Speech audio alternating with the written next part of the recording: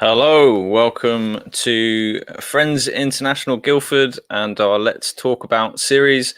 My name's Phil Duncalf. I am a staff worker here in Guildford. I'm responsible for some of the courses that we run, and I also help run some of the events with the team.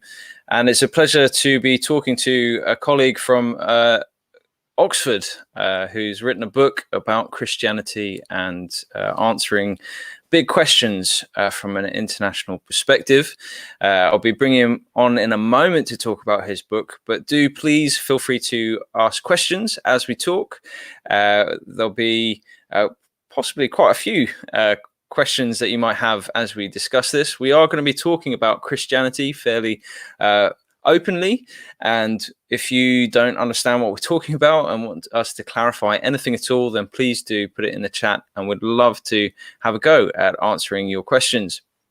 As we're talking about faith, it might be that you're not a Christian, and if you have a different perspective and would like to offer your opinion, please do also put that in the chat, and we'll try and engage with that. We do think that Christianity is good news for anyone and everyone, and no matter what you think of that, we'd love to hear your views. If you'd like to find out more after this interview, then please also get in touch through our app or through our emails or through social media. We want to hear from you, and hopefully you find this conversation interesting and helpful.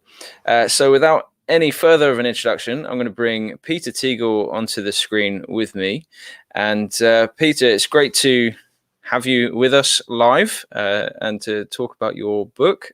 So before we go straight into the book, it'd be great to hear a little bit about you and what you do with Friends International. So can you tell us a little bit about yourself and those key introductory facts and what your role is with Friends International? Okay, so hello everyone. It's great to be on this to join you all. I can't see you obviously, but I do welcome your questions. So my name's Peter Teagle. I've worked for Friends International for 20 years. But my life has been a bit of a journey, as we will talk about, in crossing cultures, in discovering other cultures. So I grew up in the northwest of England, went to university in Liverpool. I met my wife there. She's from Singapore. We have three sort of young adult children. And my work with Friends International is I was working in Birmingham and then in Oxford, running events for international students for many years, but now my role is as what we call an event speaker. So I give talks about the Christian faith, about the Bible, about Jesus to international student groups around the UK and beyond. Excellent. And having heard you speak, I've been impressed with the answers that you often give to difficult questions. And I've really enjoyed hearing your story, which kind of leads into our next question a little bit. Of you are a Christian. Have you always been a Christian? And if not, what is your story? Why Christianity? But so there's a lot of questions in that, but it'd be interesting just to hear your story of why you think Christianity is good news. Yeah, so I guess I suppose I ought to say that you can divide my life into the potato eating years and the rice eating years. So roughly the first 19 years of my life, I had almost no experience of any other culture. My school, my town was very, very monocultural, very English. And like many people of my generation in that kind of situation, I grew up going to church. Not every week, but frequently.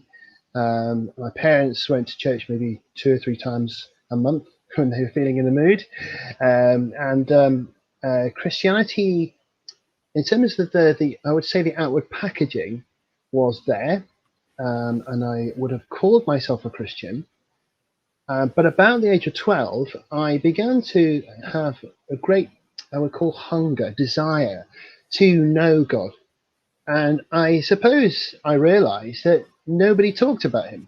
and after church, even within church, much we didn't really seem to talk about God. Certainly didn't talk much about Jesus. And I felt at the time that Christianity was just a set of traditions, beliefs that were perhaps outdated. And as I grew through my teenage years, I became more and more outspoken as an atheist, that is, someone who doesn't believe in God at all. Now, I did a degree in biology, but leading up to that, studying the sciences and having a particular love for biology, I kind of felt that science explained the existence. We didn't need God. I wasn't against it. I didn't think it was a bad thing. I just didn't think it was true. And that was sort of, so I would say that in many ways I didn't grow up a Christian, because the Christianity experience was just really the outer shell of it. That sounds good. So I'd be interested, just pick that up. I didn't actually realize your background biology, and that's a fairly big cell biology. Yeah. So yeah, no, that's interesting. And one of the questions you do ask in your book is about science and faith, and it'd be interesting to potentially pick that in a moment. So you've grown up as a sort of cultural Christian, changed your mind, become an atheist, and then what next? Yeah. Well, I was at college and so preparing to go to university, and I suddenly found that I was surrounded by, it was in a new college, and I was surrounded by a number of Christian friends. Now, these were real Christians. These are people who really had a relationship with Jesus. They, like me, they were quite young, but they were enthusiastic, dynamic, and I liked being with them. They're very irritating because they tried to engage with them about belief in God, and they were a bit scared, I think, of me doing that. And so I felt like I was winning all the arguments, but not finding out what I really wanted to know. And what I wanted to know was, is this real? And there was something going on inside me. I realize now that it was God very much at work in me. I suddenly completely, we say out of the blue, without prompting, apologized to my cousin for lying to her 2 years earlier. I wrote a letter to her. And I realized it was because inside I wanted to be clean. And I can only explain that in a Christian sense. At the time, I didn't understand it. And then I felt, I guess, that my friends had something that I wanted, but they were unable to completely articulate this to me. So I felt, well, if I was going to understand this, I had to, I suppose, point really was that I realized that there are plenty of academics, scientists who are Christians and plenty who are not. And so probably I imagined, and this I think is true, that you can argue all day long. In some ways, it's a matter of choice. Are you going to believe or not? And so I sort of decided to believe and started an experiment of actually talking to God. But a bit before that, there was one night where I suddenly felt very, very alone. I was in my bed at night. I was looking up into the darkness, and I suddenly realized how empty and how meaningless life is without God. Now, I come from a good family, had lots of friends. My life was at a high point, not at a low point. And yet that night, I suddenly realized the truth that if I was right, if there was no God, if my Christian friends were wrong, then essentially this life and me are meaningless and pointless. And I wept, I cried, I just couldn't bear that thought. And a couple of weeks later, I went for a walk, and I'd grown up understanding enough about Christianity to know how it is that you become a Christian, how you make that step, which is to believe that Jesus died to pay for our sins, which is something perhaps we can talk about later. Mm-hmm. And I told God the truth about my life. And I simply came home with a quiet sense that God had heard me. And what I discovered within a very short space of time, within weeks or months, my life completely radically changed. And I realized that this was real. This was real, not just I signed up to believe something, but this was tangibly true. That really surprised me, and it's been the center of my life ever since. Amazing. There's quite a lot in there I want to unpack, and maybe we will to some extent. And I think it'd be even just that sense of what is meaningful and purpose, and that you didn't find meaning without God as a sort of ultimate sense. I think that I find that quite interesting, and I know that some will probably find that a little bit odd, that they've got meaning and they've got purpose, and why do I need God to have that? It'd be interesting to interact with that to some extent, but I think the way I have interacted with Christianity myself, I think that's a big part of it for me, that yes, we can find meaning within our family, within our culture, within our belief system. We can find meaning in those things, but it's the sense that most of those things are temporary, not fully lasting. And certain things, if I put all my meaning and purpose into my relationships, people let you down, people die, friendships end. There's all sorts of things, especially relationally speaking. And then if I put it in my culture, well, my culture is not perfect. We're seeing that quite a lot at the moment. There's lots of things about culture where we like to think our culture is perfect. There's certain things that aren't, and so we end up looking to something beyond ourselves that is where we find that meaning. And I think that definitely resonates with me, that there is something about God and that is unchanging, in the sense of there is meaning and purpose here beyond myself and beyond the humanness and frailty and temporary nature that we're in. So there's a lot of that kind of resonated, and I think hopefully if anyone's listening and disagrees, feel free to put it in the comments. We'll follow up later. But that's a really interesting thing. So your story is very fascinating, and there's loads in that as I said could be unpicked. But it'd be interesting then. So you've been working with Friends International for a number of years, and you came to faith. You said something about rice, from potatoes to rice. I'm glad you came back to that. so really what I've done is to paint the picture, or to explain my life up to the point of, well, the change. I think when I became a Christian, the big question was, does God exist or not? And for me, I was quite happy to accept that if God was real, then I could reach him through Jesus Christ and the Christian faith. But I think quite soon, within about a year, I had lots of questions at first about the reliability of the Bible and all this, and each question was answered. Each question that came along seemed like a big wave that was going to squash or sink my little boat, my faith, but it didn't. And but one big question that remained was, actually, am I just a Christian because when I wanted to connect with God, Jesus Christ and the Christian faith was the nearest thing to hand? And it did seem to be, well, logically, yes. I didn't have any other access to any other religion, not really. So I'm a Christian simply because I grew up in the West. In fact, actually, an older relative of mine, I said that I'd become a Christian, and he said, well, that's good, but you were already. And I said, no, actually, I was an atheist. I didn't believe in God. He said, yes, but you were born in Britain. And so he was talking about Christianity in the sense of a cultural identity. I was talking about a living relationship with God through Jesus. So I started to read around the subject, but it was when I went to university, and my next door neighbor was a Hindu from Sri Lanka. And he and I became friends. We ended up going for dinner with all the science students, the medics, and the dentists, and one law student. That law student was a girl from Singapore who was a Christian, who was in my Bible study group called Lynette, and I've been married to her for now for 27 years, and been married into a Chinese family.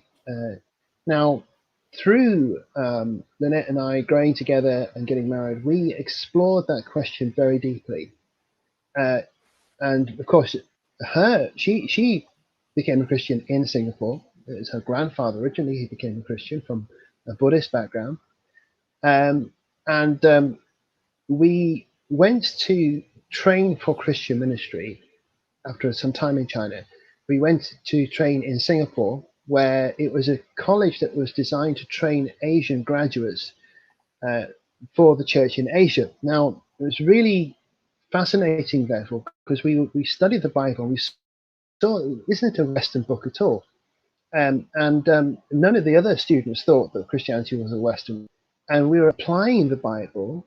In fact, actually, we were able to apply the Bible much, in some ways, easier to some of the Asian cultures that they were coming from Myanmar, from India, Pakistan, Thailand, Indonesia, Japan, Malaysia, Singapore. So I guess that was also the beginning of our working with Friends International. Because one thing that really had stayed with me for about 10 years, between the ages of about 20 and 30, was if this is real, and yes, Jesus really changes lives, don't just change my little life growing up in the northwest of England, or my wife's life growing up in Singapore, but if Jesus is actively changing the lives of people from every culture, if Jesus is truly the answer to every question and longing that each culture has asked for centuries, then people need to know about him. And not enough people do. And I thought, well, if I can use my life for one thing, it is to try to understand different cultures and to communicate Jesus so people have the opportunity to choose him. Which leads quite nicely into the next question, which is that's a brilliant way to lead it. So you've been working now for sort of, is it 20 years you've been working with Friends International? Yeah, so 20 years interacting with international students in various different ways. And then how long have you been the sort of event speaker? Oh, it's grown from a part-time to a full-time. So full-time 18 months, but right. part-time is, well, I guess for several years. Yeah, so you've spoken to a number of international students over the years, because if you're not aware, there's these societies and university campuses called Christian unions where Christians gather, and generally speaking, most of these Christian unions will put on an event sort of early in the year, February, March sort of time, where they ask people to come along, listen, and ask questions about the Christian faith. And you have been the sort of go-to international speaker for those Christian unions that are interacting with international students for a good number of years. And now you train others to do that. So that's kind of a little bit of background, but is that, how long have you been looking to write a book about these questions? Not very long, actually. I don't think I ever quite set out to do a book. I always thought it'd be my wife who would write a book. She's a PhD student and a better writer than I am. But I was working with a very experienced speaker, a man called Lindsey Brown, who has done dozens and dozens and dozens of these a week of events for students. And he's done it all around the world. And he said, there are things that we can give Western students, British students, books to answer their questions, but nothing to give international students. And I think what he meant by that was non-Western international students. Of course, there's going to be a greater similarity culturally for the questions that students ask, say, from Germany and France and Spain and Italy, than maybe students from Japan or from India, from China, from different parts of Africa and South America. And although you can't, box the world into two sections, the West and everybody else, in some ways there are themes, there are patterns of the way that people think, which I thought, well, if I've never been to South America, I haven't been to Africa, but I know Asia. Well, I say know Asia, well, who can know Asia well? But I'm familiar with Asian culture, partly because of being married into a Chinese family. And I thought, well, if I can start to answer the questions that the students ask me most commonly, then perhaps people will see how it might apply to them. So what I did was simply sit down and write the 20 most commonly or most usefully asked questions that international students ask. And if you see my book, you'll just have to turn. You only need to turn to the first page, and each of the questions is a chapter title. So there are things like who is Jesus Christ? Why do we need to follow Jesus? Isn't being a good person enough? Are the miracles in the Bible real? Why does a God of love allow suffering? What about other religions and so forth? And you may notice that a lot of those questions are quite common to all students, not just, say, Asian students or African students, but Western students too. But I am differently because I know that people are looking for slightly different answers and have different issues. A student from Scotland and a student from India may know why Christians believe that Jesus is the only way. But the student from India will probably that will be a lot more an issue, I guess, or so that's why I wrote the book. No, that's great. And from hearing you speak, I know that you're very good at accommodating the different backgrounds of people within your audience, which is an incredible skill, given that the audience at universities is often very diverse indeed. So it's definitely needed, and I think well, as you've seen, I think the number of books that are being bought is a good number. It seems to be. I know last I heard was sort of 800 in the last week or so, or last couple of weeks. So, I mean, just on that point, I mean, some people ask me, how can you possibly answer a question, say about the Bible, when a student from Japan may have a very different approach to a student, say, from Saudi Arabia? And the answer to that is that, of course, I can't speak into every culture, but what I try to do is to look for strands of commonality, but also using illustration and picture and analogy. So I tell stories, and these stories are designed to help people to kind of identify themselves. If you can't imagine something, it's very difficult to believe it or to accept it. But if you can imagine it, then it makes sense. And if you haven't grown up with the kind of the culture of Christianity, then your mind will not have the same kind of images and imaginative equipment as, say, somebody like me growing up. But I mean, the opposite is also true. So I have never been to Japan, although I've met lots and lots and lots of Japanese students. But I don't know much about Japanese mythology. So when I hear of a Japanese story, I don't know whether it's referring to a real place or not. I find it very hard to picture. And so the book is designed to explain the Christian faith using stories and pictures which we can all relate to, but will actually hopefully speak into your culture. Yeah, that'll be good. So just sort of on that point, then we're aiming to go for about half an hour, but we'll see how long it takes on this next couple of questions. So it'd be interesting just to get a flavor of how you answer a couple of your questions. And one of the questions, I think, given that it points back to the early questions of why you're a Christian, I think it's quite an important question to have a go answering. And the other is the title of the book. It's quite natural to go to. So I'd be interested in an audience or maybe a specific international student, however you want to answer the question, but how would you answer, who is Jesus?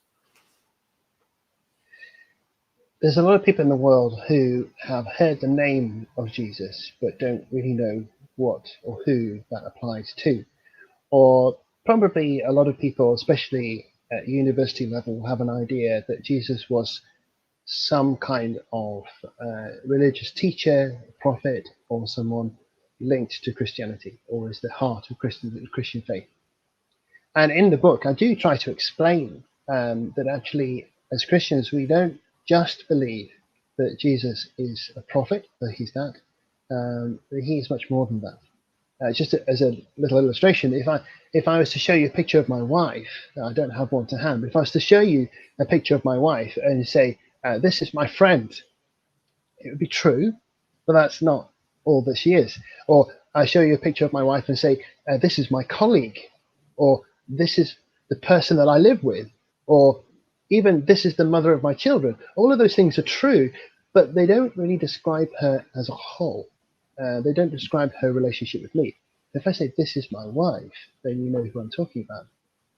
So in the same way that a lot of people say, well, Jesus is a prophet, he's a teacher, he's a good man, and all those things. Yes, all those things are true, but he is much more than that. He is God himself. Now, I know for some people that's a hard thing to hear. For others, it's completely fine. But he's not just a God, he is the God. And he shows himself, shows how what God is like through his character. So no one's seen, the invisible God, but in many ways, God has made himself visible, someone who can see and relate to Jesus. But to answer the question, really, we can talk about the fact that Jesus is 100% God. He's also 100% human. That he died and he rose again. That he died to pay the punishment for the wrong things that we have done, and he rose again from the dead to prove that actually that he was innocent, and also to give us new life. And all those things will probably take hours to unpack.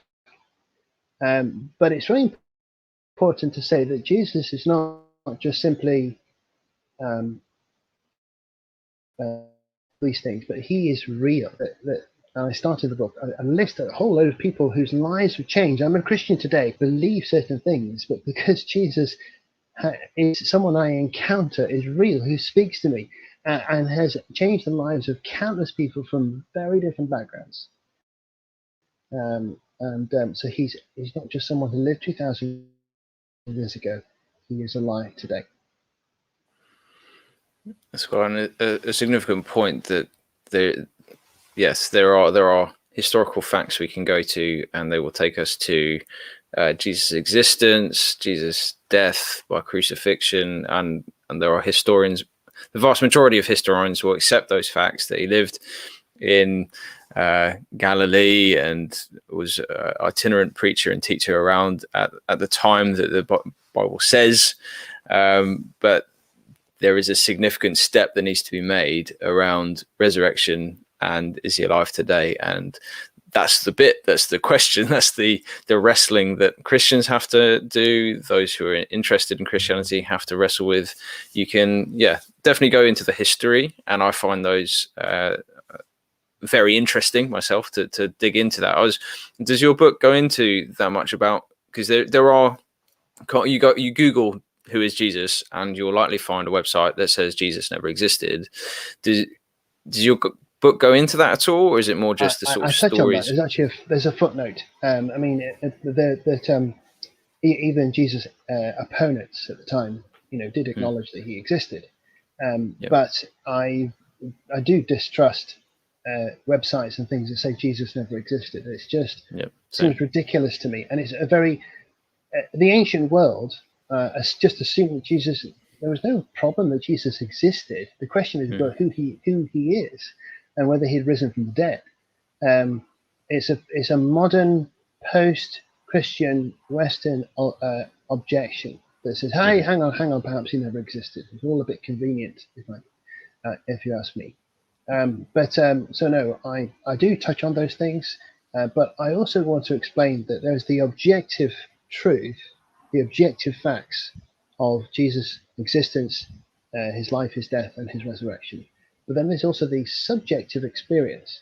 And you see, if Jesus lived all that time ago but doesn't do anything today, then you can believe what you like, but it doesn't change anything. But if Jesus is real and he actually does things, he does change people's lives and does speak to people today, then if I just told you that on its own, without it being objectively true, then you just wouldn't believe me. But so the objective and the subjective work together to point, I believe, to truth. That's really helpful, joining the two. I haven't thought of it quite like that. But yeah, no, that's really helpful, and hopefully people listening, watching this will find that interesting, intriguing. And if you've got any questions about Jesus and why we think he's important, and did he really die and rise again, these are big questions, and we've only got a few minutes to really touch on these. So just on that note, so it should, from that question, answer the next question. But I noticed that in the list of questions, is Christianity a Western religion, comes after who is Jesus. So interesting that once you've explained who Jesus is, that he was a Middle Eastern man in the 1st century, that kind of explains, well, surely that means it's not Western. So I'd be interested, how do you then develop your answer for responding to, is Christianity a Western religion? Well, there are 20 questions in the book, and the first 2 are first, why is Jesus, who is Jesus, and why is he important? The rest I very consciously didn't put in any particular order of importance, because I wanted the book to be something that people would not have to read from page 1 to page whatever, that you can just dip into the book and read one chapter, the answer to the question which you're interested in, and then maybe come back to another one and read it in any order you like. So there's no particular order. But the question is Christianity, Western religion, found its way onto the front cover as the title, as a friend's suggestion. It's because I think that's probably the number one question that attracts people's attention to the Christian faith if they come from another non-Western culture in the talks that I give. And I think people can believe something is true, but if it doesn't relate to them culturally and personally, that doesn't really, it's not going to make any difference. And this was the big question for me, going from does God exist to why Christianity? What am I just a Christian because I grew up in the West? And the answer to that is partly, I suppose, if you think of if God is God, then he must have had at some point some interaction with the whole world. And the Bible explains that there was a time, it's written in ancient stories, which are quite hard to understand, but where there was a time when our ancestors, my ancestors, the ancestors of the Papua New Guinean people, the ancestors of the Chinese ancestors of the Chinese people, and everyone, they knew God. 100% of people on the earth knew about God. But as the human race expanded and drifted across the world, that knowledge got lost. It's a little bit like the game of Whispers that we play in primary school, where you have a little message, and the first person, you all sit in a circle, and the first person whispers the message to the next person, who then relates it to the next person, and so on, all around the circle. Then you have a bit of a laugh at how the message has changed. But in some ways, that's what's happened, is that our knowledge of God has got lost and corrupted and changed. And there was always, when I played this game, there was always one boy, there was always a boy who didn't try and was just going to be funny and clever, and they just went, or said some ridiculous thing to make it impossible for the next person. But once that happened, nobody could understand what the original message was. And the human race has pulled away from God. We have kind of said, no, we don't really want to live close to God. And there are countless ancient stories from cultures around the world how this has happened, that we've pulled away from God. We've not wanted to know him personally. And so our ancestors lost the connection. So at some point, God wanted to reset that and to bring us back to the lost knowledge, to kind of bring us back to the original message. And that happened through the history of the Jewish people, and in particular, the coming of Jesus. Now, why God chose the Jewish people and why God chose that particular place, that particular time, is a bit of a mystery. But I always find it interesting that, you see, you just said that, it's clearly not a Western religion, because Jesus was born in the Middle East. But if you come from China, that does feel Western. But if you come from Britain, that feels Eastern. So it's kind of in the middle, and it's not in Europe, and it's not in Asia and it's not in Africa. It's kind of in the crossroads between these two places. That's a good way of putting it. I like that. So we've kind of passed the time that we've allotted for this conversation, but it's been really interesting just hearing your answers and also talking with you, Peter. Maybe I could just finish by saying that Yeah. as Christianity spread, it didn't spread evenly because of kind of geographical factors and history and language and so forth. But Christianity at its heart is very simple and can apply to any culture. But there's often the packaging that we put around it, which often seems Western, even though at heart it doesn't need to be. Yeah, I'm glad you said that. That's really important, and I think there's a point that needs to be said with that yes, especially when you're in the UK, there is a generally majority flavour of Christianity that you might interact with that maybe opening up a whole other can of worms here, but that means opening up another question, but just or lots of questions, or lots of questions. We're thinking about my idioms, but when you leave the UK and if you went to Africa or South America, you would have very much a different flavor and experience of Christianity. And it's something that I find particularly good news is that your culture and your heritage and your language is important within Christianity. And though Christianity has a history of often getting this wrong, but the biblical story is very much about unity, not conformity. So unity in difference, and that difference matters, and your heritage matters, and your culture and Christianity very much applies without assimilation. And I think that's a wonderful thing. I think that's good news. And when we see Christians coming together and that working well, it is you get churches that are the most diverse groups of people in the world.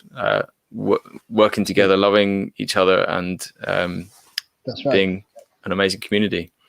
But everyone, if they decide to follow Jesus, will find that some aspects of the Christian faith which complement their culture very well, and other things which really clash, which really go against it.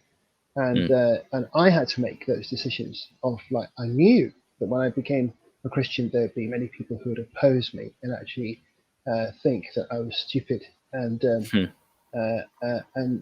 yet my Vietnamese friend, when she became a Christian, she had to choose, had other things. So for me, it wasn't a matter of, oh gosh, which part of Lunar New Year celebrations should I be involved with? Should I offer food to my ancestors or not? So those were not the questions that I was asking. For me, it was more to do with sexual morality and that kind of thing. But in every culture, there are things where Christianity complements, and there are things where Jesus transforms and causes us to live differently. Yep, absolutely. Great. What a great way to sort of come into land. If this is throwing any questions out, can I offer just to say, grab the book. You can get it at friendsinternational.uk/shop, and highly recommend that you engage with that. Even if you're not a Christian, this will help you understand the Christian faith a little bit better, and you can see why people think it's Jesus is a good person to follow.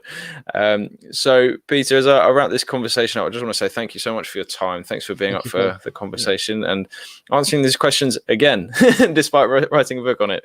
So I really appreciate that. And any sort of concluding comments before I do finish up? Just to say that the book is for you, whoever you are. So I found that my brothers and my cousins have found it useful. But also, if you are not a Christian, then really this is for you, because this won't answer every single question that you have to the sufficient academic depth that everybody wants. But it will be a start. And it really is. When I became a Christian, I valued the opportunity to ask and have questions answered. And so don't think that you have to read this book if only if you're a Christian. Actually, it's really meant for people who are just asking serious questions. So get it, maybe read a bit of it, come back to it later, talk about it with your friends, especially talk about it with your Christian friends and ask them what they think. Amazing. Thank you so much. And on that note, we'll close off. So once again, Peter, thank you for your time, and it's a pleasure to have this conversation again. I look forward to many more. Thank you, Phil. Amazing. So hopefully you found that helpful. Hopefully you've enjoyed that. And do please go to friendsinternational.uk/shop to get that book. And hopefully it will help you. If you'd like to ask questions, please do visit us online. We're on Instagram, Facebook, YouTube. You can email us. There's an email on the screen, and you can get in touch. Ask us questions. We love to talk about the big questions of life. We're part of the chaplaincy team. Lily and myself are both international Christian chaplains at the University of Surrey. If you're not part of the University of Surrey, we're still part of Friends International as a whole. So please do get in touch, and you don't have to be a University of Surrey student to interact with what we do in Guildford and around. So please do ask us questions. And if you just want connection or friendship or meet someone local, please do, again, find us, our app, Friends International, on the App Store. Finally, we do all this because we love working across cultures, and we love students and the questions that they ask and the opportunities of just making friends. But we do this as a charity. So if you are watching and you're not a student, or even if you are a student, or you want to support the work that we do, please also go to friendsinternational.uk/give, and we're just very grateful for the generosity that we receive by the many supporters of the work that we do across the country. So thank you for your time, and look forward to, well, we do this every other week, so you can find us in 2 weeks' time. And that's a very long conclusion to the conversation. So I'll leave it there. Have a very good night, and we'll see you later.